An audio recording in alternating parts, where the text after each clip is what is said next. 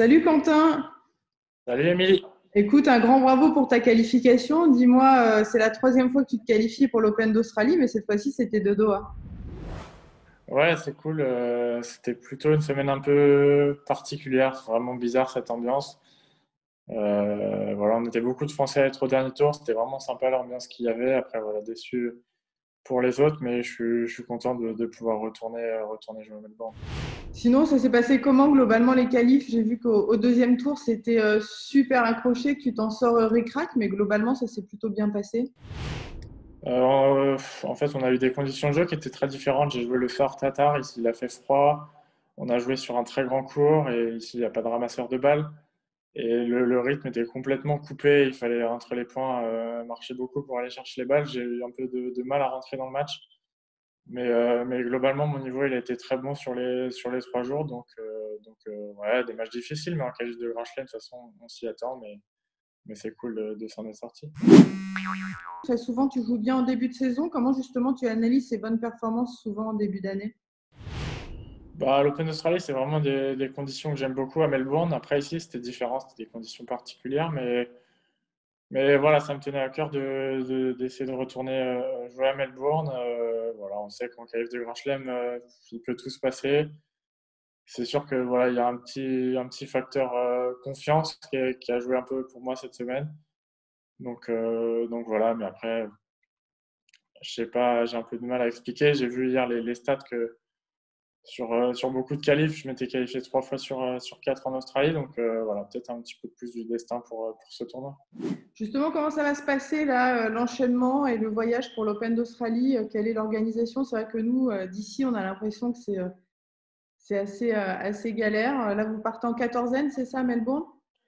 Écoute, on n'a pas beaucoup d'infos depuis qu'on est arrivé. On ne sait pas trop comment ça va se passer. On part demain matin. On n'a pas encore eu d'infos exactement sur la fin de notre quarantaine, sur avec qui on allait s'entraîner, comment.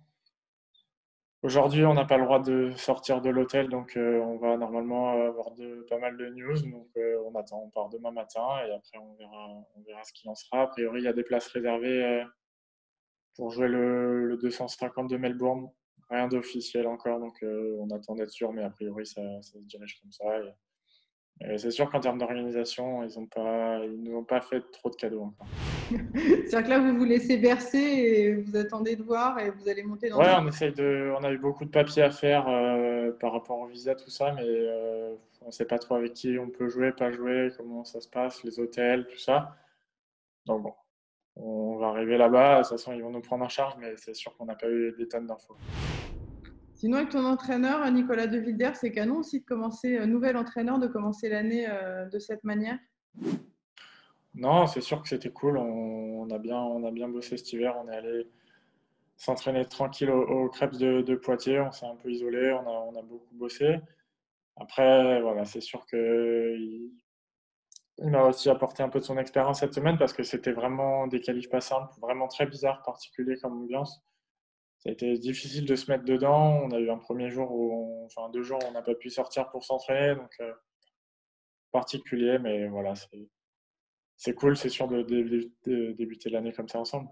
Bah, écoute, c'est génial, Quentin. Je te souhaite le meilleur. Mais avant de te quitter, j'ai une petite question. Parce que tu parlais du capital confiance. J'ai eu ton ancien entraîneur qui m'a posé la question et qui m'a dit, Olivier Malcor, est-ce que maintenant que son capital confiance, il va être capable de me battre au mini-tennis? Ouais, je pense, mais c'était prévu qu'on aille en faire aujourd'hui. Malheureusement, ils nous ont pas laissé sortir. Donc on va essayer de trouver un petit parking pour essayer de faire un peu de sport, pour essayer de faire des petits mini-tennis, mais je m'entraîne en tout cas. Bon, bah, super. Bah, écoute, en tout cas, je te souhaite bonne chance et puis j'espère que j'aurai l'occasion de t'interviewer à Melbourne et que le parcours sera bon. Merci, Quentin. Merci Émilie. Ciao.